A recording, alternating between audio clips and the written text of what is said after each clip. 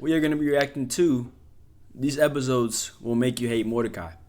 Now, if you don't know what we're talking about, we're going to be talking about basically what this guy's talking about is he's going to be talking about regular show and how Mordecai, you know what I'm saying, how what makes us hate Mordecai. Now, in my opinion, Mordecai, it's 50-50 with him, bro. By the way, I think he was, bro. It's the way that like they sold it. Like they sold this man. Like yes, Rigby was wrong for hiding his scholarship or whatever, his application to college or whatever.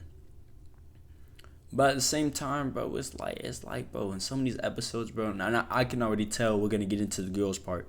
He acts like he's that type of friend that be showboating in front of girls, like to try to make himself look good in front of the girls. You know what I'm saying? But let's just get into it.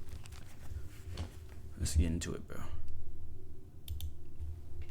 I think it's pretty clear that Regular Show has one of the best casts out of any animated show in history. I remember when I first started watching this show, I thought the characters not only had unique designs, but also had interesting personalities that made them all stand out. And as I got older, I started to feel like I really resonated with many of the characters more than when I was watching as a kid. But even though I love many of these characters in this show, there's always been one character that I've always had a weird relationship with, and that was Mordecai. Because if I'm being honest, when I first started watching this show, Mordecai was one of my favorite characters, especially in the earlier seasons. No, for real, he But was. I remember as the show would start to get into the later seasons, even though I couldn't exactly put my finger on what it was, I would begin to really dislike Mordecai as a character. And it was only after I revisited Regular Show again now that I'm in my 20s that I was able to realize something that was so obvious. Mordecai kinda sucks. And after I realized this, you wouldn't believe my surprise when I found out that I'm not the only one who feels this way, as a You're large not, portion bro. of the Regular Show fan Alright, base yeah, really come hate on, Mordecai. big dog. And while he still has his fans, it seems like many of them, as well as casual watchers, don't understand the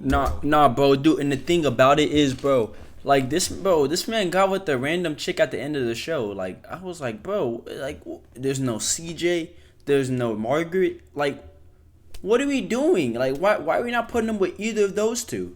The way he did her was wrong, though.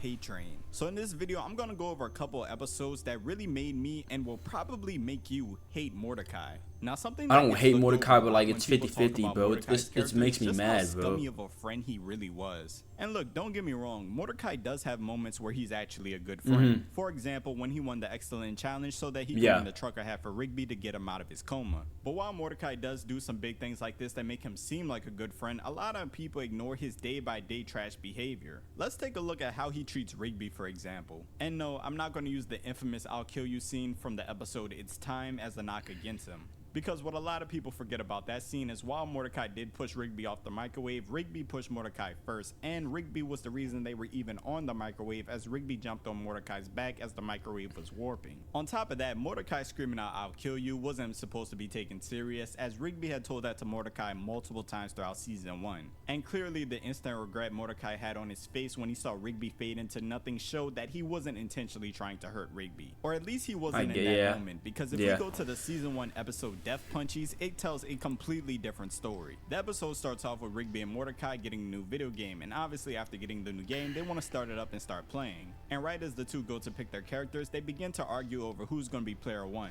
Both of them want to be player 1 because player 1 has a shovel, while player 2 has a quote-unquote sucky pickaxe. So to settle who gets to be player 1, Mordecai suggests that they both play punchies, a game where whoever punches the other one the hardest wins. Rigby goes first by throwing his punch, which doesn't even faze Mordecai. Mordecai then takes his turn by punching Rigby all the way across the sofa with the biggest smile on his face. Rigby then complains about how it's unfair that every time they have to decide something, Mordecai makes them play punchies because he knows the way that he can beat Mordecai. The episode then follows Rigby as he tries to find a way to beat Mordecai in punchies. He then learns a Def Kwon Do technique called the Def Punch and prepares to rematch Mordecai. But Mordecai learns about Rigby's plan and goes to the same Def Kwon Do dojo to learn a technique to keep Rigby from beating him at punchies. The two then have a Def Kwon Do showdown as Rigby uses the Def Punch and Mordecai uses the Def Block. And as you could guess, Mordecai's Def Block cancels out Rigby's Def Punch, leaving them both at a stalemate. But Rigby doesn't give up, continuing to spam the Def Punch over and over to the point where him and Mordecai are in an underground crater with lava flowing in.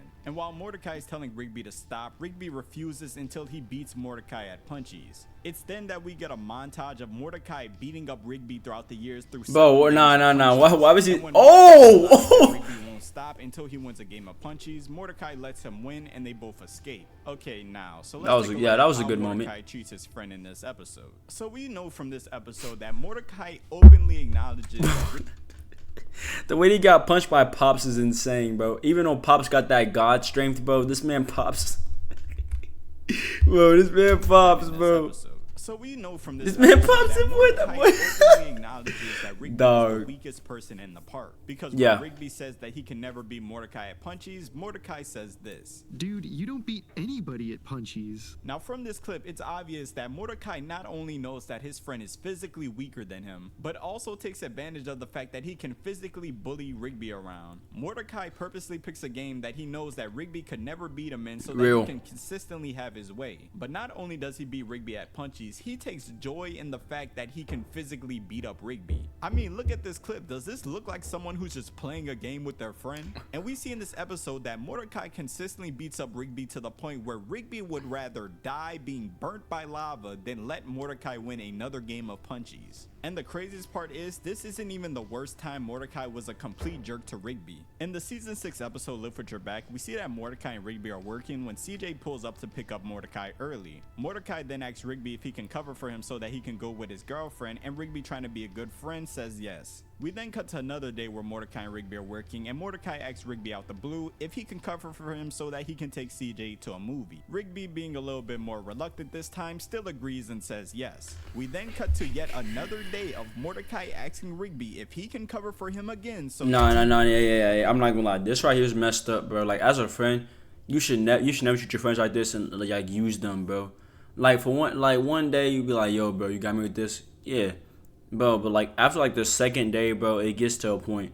Rigby should have said no right here, bro, but he didn't. I mean, at this point, it's like CJ and Rigby, even though he doesn't want to, still trying to be a good friend, says yes. We then cut to a park meeting where Benson's handing out everybody assignments. And Benson tells Mordecai that he needs him to help Rigby change light bulbs, to which Rigby says that he can do it on his own. Rigby is then laughed at by everybody and is told without Mordecai he would be completely useless. And Rigby, looking for his best friend to back him up and say that he's useful, has bro, I'm not gonna, that right there is messed up, bro.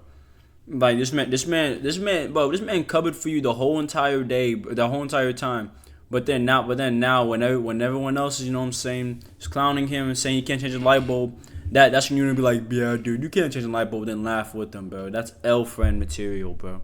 Sitting in front of everybody and hear this. You're basically the opposite of useful pretty much anytime we do anything. Useful, but you helped him, bro. But he helped you. Part is when Rigby brings up how he's been covering for Mordecai for almost a week now. Mordecai says this. Well, I mean, it's the least you could do. Like, there's genuinely no way I could be friends with someone after they told me That's what I'm saying, bro. He ends up quitting his job at the park, and he ends up getting a job at a moving company where you have to lift everything with your back. And even though Rigby does hate the job, he's sticking through with this so that he can get his first paycheck to rub in Mordecai's face to show that he actually is useful. At the end of the episode, Rigby has to move an entire truck by himself to get his first paycheck. And Eileen, who's been supporting Rigby throughout this entire time, brings Mordecai because she wants them to make up. Rigby then begins to argue with Mordecai, saying that Mordecai only uses him and treats him like trash. Rigby, help me get a girlfriend. Let me borrow your time machine, Rigby. Yeah. Rigby, I found a dumb sweater and I gotta return it. All you do is use me, man. But I never asked you to do those things. And the craziest part about Mordecai saying this is, if you've watched all the regular show, you know that he's lying. Mordecai consistently asks favors from Rigby, and Rigby, oftentimes trying to be a good friend, tries to help Mordecai out.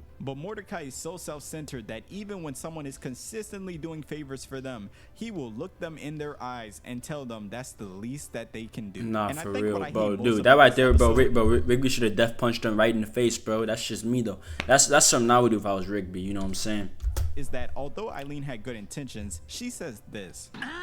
Eileen, why'd you bring that guy here? Because you guys are friends and you always support each other. But the problem with this statement is, it's not true. Mordecai almost never supports Rigby. I've never had episode, all the bro. way to the season 7 finale, Rigby's graduation day special. One of the many plot points of season 7 was Rigby going back to school so that he could finally graduate. And this episode follows Rigby as he prepares to give a graduation day speech, and the rest of the park members preparing for Rigby's graduation day party. And throughout this episode, you see that everybody's all excited for Rigby Rigby, everybody's doing their best to make sure that Rigby has the best graduation party. Everybody's so happy except for Mordecai. Mordecai throughout this episode is consistently being jealous. Just being jealous, bro. Consistently acting like he doesn't want to help with Rigby's graduation party. And when Rigby reaches out to Mordecai multiple times asking him for help with his graduation day speech, Mordecai tells Rigby that he needs to learn how to do stuff on his own and blows him off. Even though Rigby had been doing stuff on his own for almost the entire season. It's only after Rigby completely fails at giving his speech the first time around, almost embarrassing himself in front of everybody that he knows, that Mordecai actually comes up to Rigby and tells him why he's been acting the way he's been acting. And this was Mordecai's whole justification of why he's been blowing off his best friend on one of the most important days of his life. It's hard to see you doing so great. I guess I always kind of liked that I was doing better than you before. Dude, that he was better than dude, like what, bro? You like the fact you were better than him, bro? Like, you know how selfish and how, oh my goodness, bro. Yeah, I could never have a friend like this, bro. Yeah, this right here, bro, is when you don't, bro. If somebody is comfortable telling you this, bro, you need to leave, bro.